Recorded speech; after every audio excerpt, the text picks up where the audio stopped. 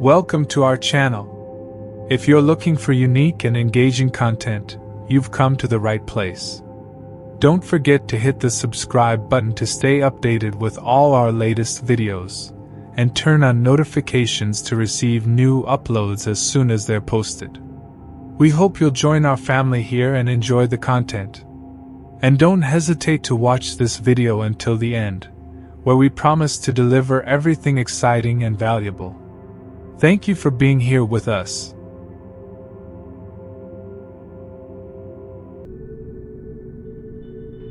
During my first year in college, I had an extremely strange roommate. Despite being somewhat normal and even a bit shy, Eddie would occasionally experience sudden episodes where he became frantic and felt an overwhelming urge to lock the door. It didn't matter which door. Whenever one of these episodes hit him, he would leap up, rush to the nearest entrance, and lock it. Anyone standing in his way was screamed at, and anyone who tried to stop him would get attacked. He turned into a ranting, sweaty madman until his mysterious sense of vulnerability passed. But as soon as it went away, he would profusely apologize, shrink timidly into himself, and scurry off, embarrassed. For that reason, it was hard to hate him. But every time I came home to find myself locked out because of him, the idea of hating him grew stronger. Similarly, each time I brought him to a party and he had one of his episodes, I inevitably lost potential romantic interests and friends because I was roommates with that Eddie guy. By the middle of the school year, after 3 almost girlfriends had ghosted me because he scared them, I requested a dorm room transfer and washed my hands of the whole situation. That was about 7 years ago now. So, when Eddie messaged me on social media saying he was in town and had run into some travel issues, I decided to give him another chance. I'd always felt a little guilty about how I treated him back then, so I drove for half an hour to his broken-down car and picked him up around 1 a.m. on a regular Wednesday night, 3 weeks ago. I remember pulling up to the edge of a high cliffside road to see a skinny silhouette waving at me. He was leaner than I remembered and somewhat more in shape. My headlights fully illuminated him.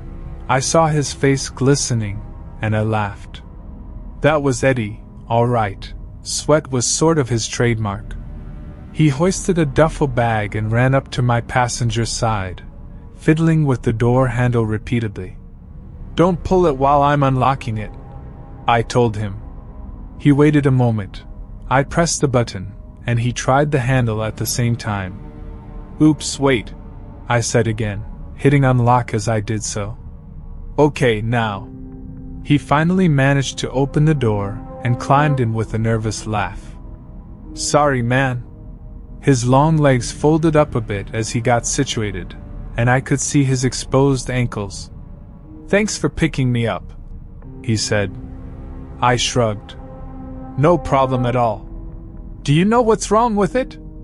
"Yeah, there've been issues with the alternator. I think the cold weather finally did it." "Cool," I replied, giving a slight cough to clear my throat. We drove in awkward silence until he brought up an old joke. Just like that, we slipped back into that first semester 7 years earlier, with all its new experiences, hilarious misadventures, and unexpected pressures. By the time we reached my place, I'd remembered the good things about him, and I was glad I decided to help him out. On the way in, I pointed to the couch. "That's probably the best spot in the apartment. I'm trying to save money these days, so the place is pretty small." "Rents these days, eh?" he asked before placing his duffel bag down and sitting carefully on the couch to test its softness. "This will do fine. I can't thank you enough. I'll be out of your hair in the morning as soon as the repair shop's open." "No problem at all, Eddie. Actually, I go by Ed now." Good for him. He'd clearly grown as a person from the socially fearful outcast I remembered. I grinned. "Then no problem at all, Ed." I went to bed in my room without a single worry.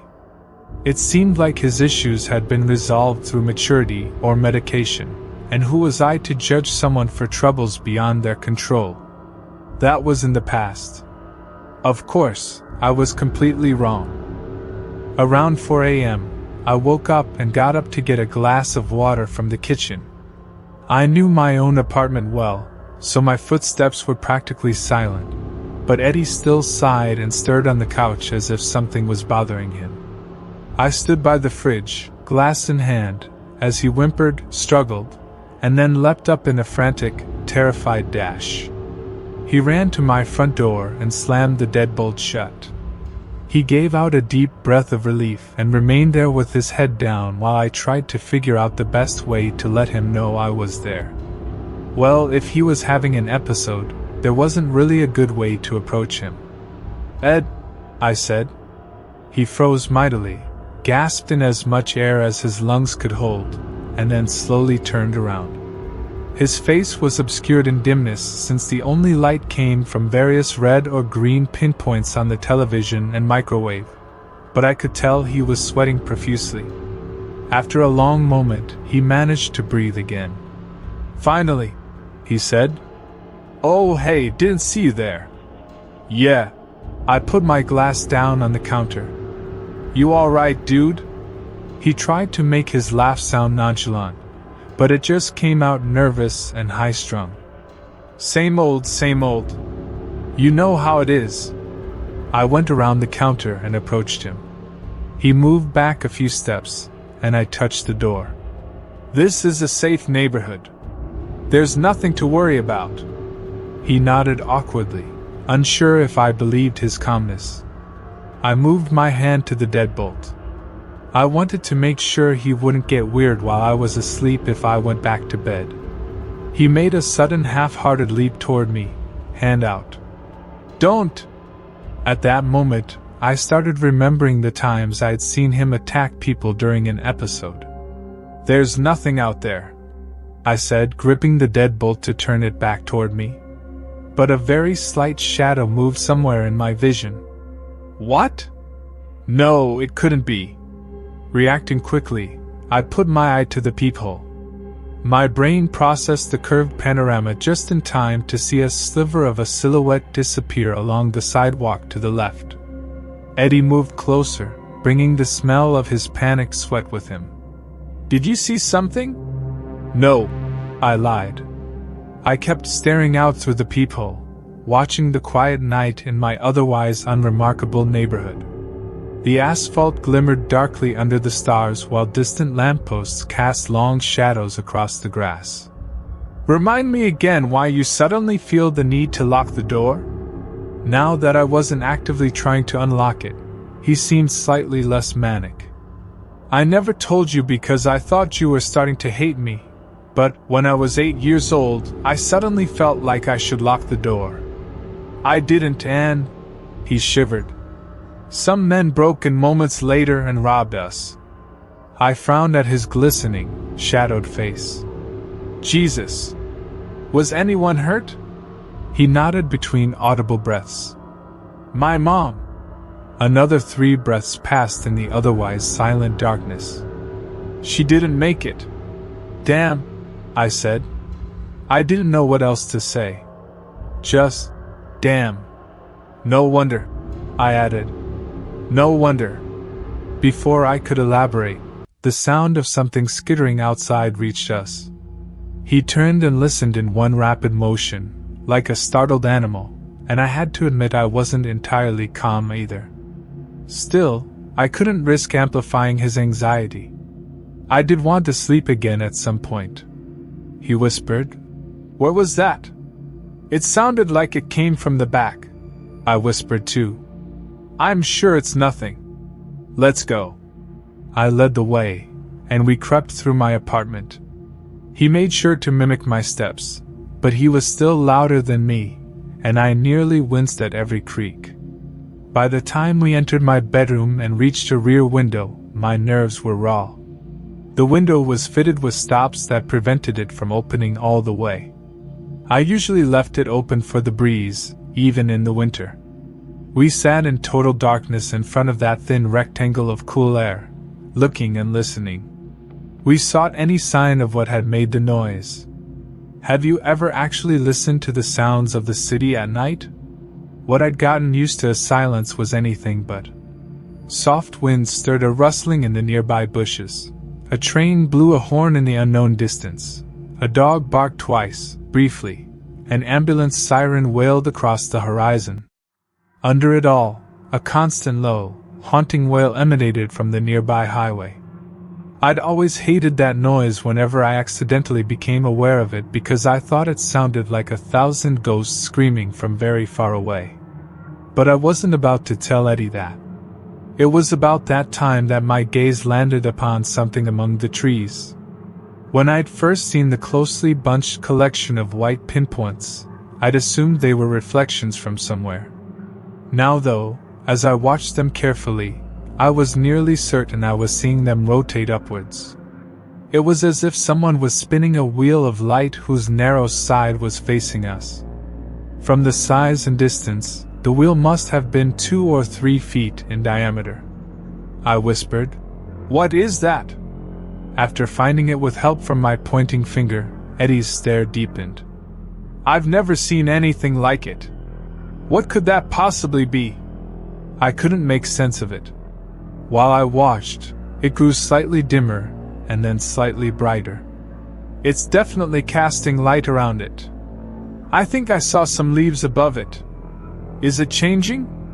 Eddie clutched my wrist as he stared at those strange upward spinning lights. "Is it getting bigger?" I couldn't be sure, but how could it be getting bigger unless? Jumping up, I placed my fingers on either side of the window and brought it down swiftly and quietly. Then I turned the latch and locked it before pulling the nearby cord and sliding the blinds down. "Whatever it is, we're secure in here. We'll be fine. It's probably just some kids playing with light toys or something." He sighed and opened his mouth to speak, but a visible change came over the silhouetted contours of his head. An instant later, he leapt over and slammed my bedroom door shut. The boom echoed loudly in my ears. I demanded to know what he was doing as he locked my door. Eddie turned around and put his back to it. I could tell he was wild-eyed from the way he whispered, "Be quiet. It's in your apartment."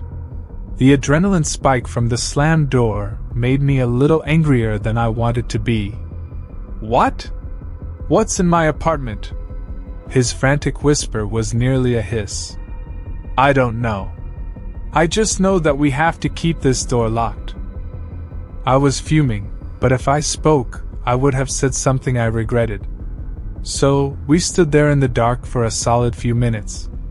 I began to calm down as those minutes passed, and once I was in control again, I opened my mouth to whisper, "Hey, I'm sorry." The floor creaked outside my bedroom door. I froze. Eddie backed away from the door and faced it alongside me. It was nothing but a dark rectangle in front of us, but I stared at it for any hint of motion or change. The crazy thing was, I had no idea what I was even looking or listening for. What could possibly have been out there?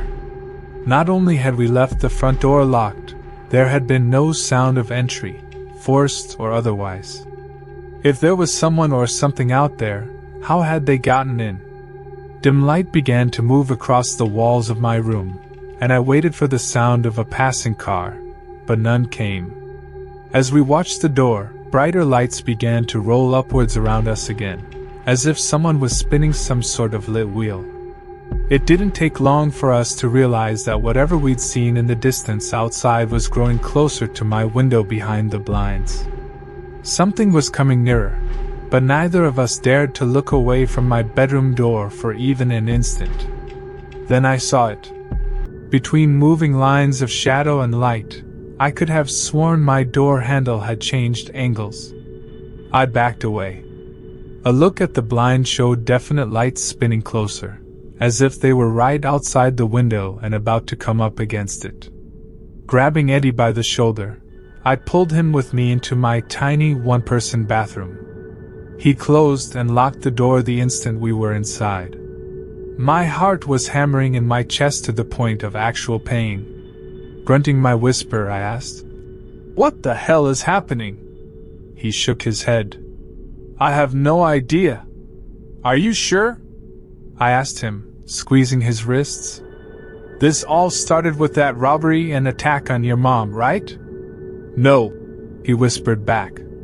My bathroom door was flush to the outside carpet, but hints of rotating light began to appear beneath, as if that insane, impossible wheel had somehow entered my room without opening or breaking the window. None of this made sense. "It has to be you somehow." "No, it has to be." I shook him violently. "Is your fear making it real? Is something after you?" "You don't understand," he whimpered. "I didn't finish the story. It didn't start with that incident. I'd been getting the urge to lock doors for years before that. The first time I didn't, that's when they came." I couldn't understand exactly what he meant. "The robbers?" He shook his head. "Oh God, they weren't robbers, were they?" He shook his head again. My voice dropped to a razor hiss. "What's out there, Eddie?" All he could say was, "They want in."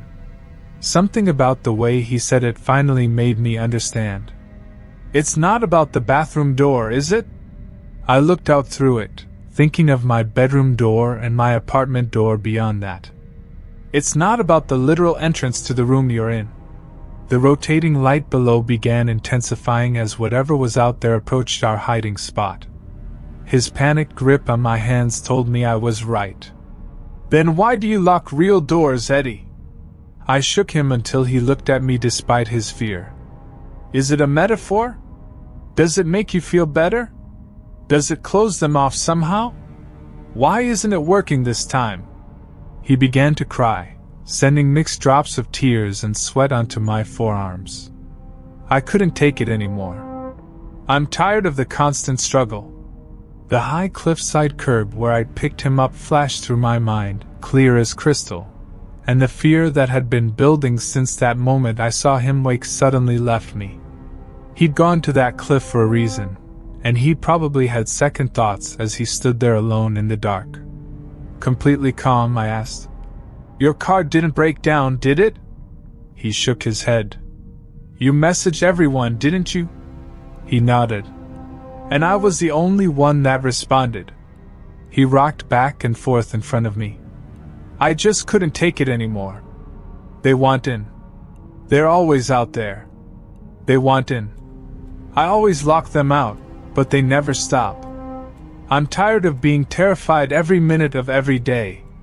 Air began moving under the door as the lights reached peak intensity outside. Whatever it was almost upon us. "There's nowhere to go, Eddie. Let's open that door. Maybe you're constantly terrified because they want you that way. Let's face them. Let's be unafraid, and it might just work." He didn't respond, but I dragged him to his feet. I'd never wanted to do anything less in my entire life, but there was nowhere else to go. With a firm grip on his wrist, I reached forward with my free hand, unlocked the door, and flung it open. "I don't care if you believe me, that's not the point, but I'll tell you what I saw." The lights were eyes.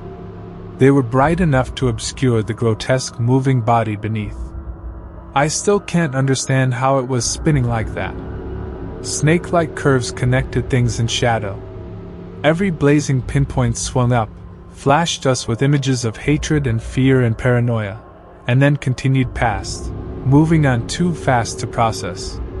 That was the thing, the images were lies.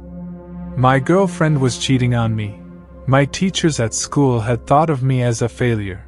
My boss hated me and only put up with me because he hadn't found a replacement yet. But each individual lie raced past too quickly to pick apart and resist.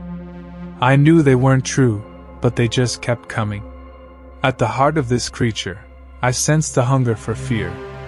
I kicked a wide, grasping mouth away and jerked Eddie out with me, getting a few feet past whatever the hell that thing was. It turned towards us again as I flung the bedroom door open. I'd been right about the door. That much I knew in an instant.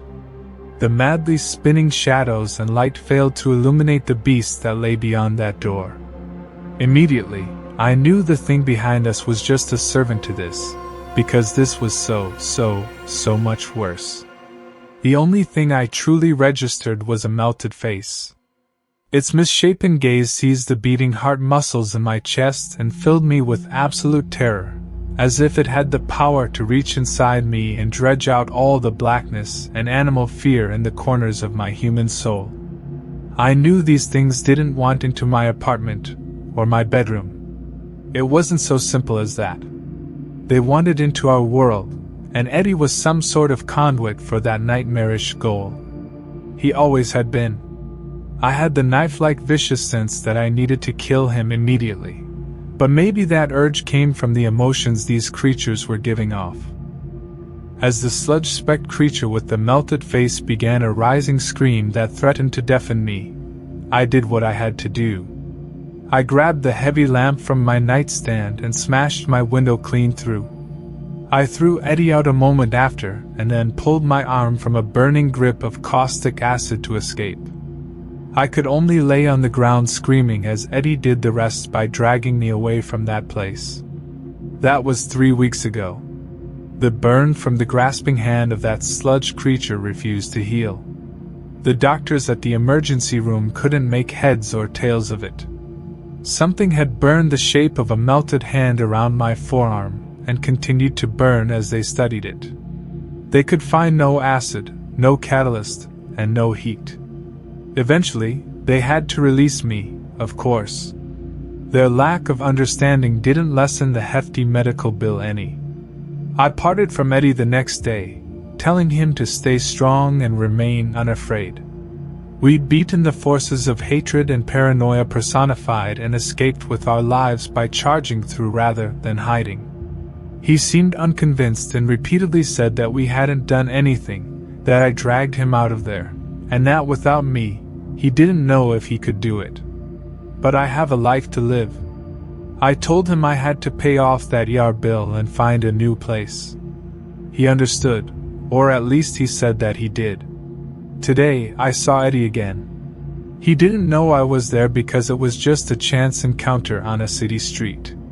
He was in a bar, watching a television above and drinking a beer. I stood outside and watched him through the window for a moment, glad at the change. He was sitting with new friends. He was dry, confident, and completely ignoring the door of the bar instead of nervously looking at the entrances every so often.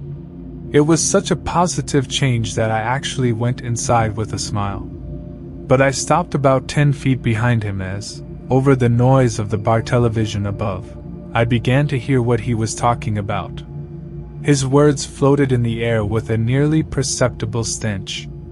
Sludge dripped from the back of his sentences, burning the ears of those near his group. His new friends agreed happily and haughtily, replying noxiously in kind. A disgruntled customer nudged me as he passed. "Ignore those idiots," he said. I turned away with misting eyes and walked out into the chill night. I hadn't saved Eddie at all. He'd found refuge not in standing up to those creatures but by going down a path I hadn't even considered. I looked through the window of that bar one last time. The misshapen creature that had burned me with its touch grinned back from the shadowed corners behind the television. It had found the entry into our world it had craved for so long. I'd unlocked the door, but it was Eddie that had let them in.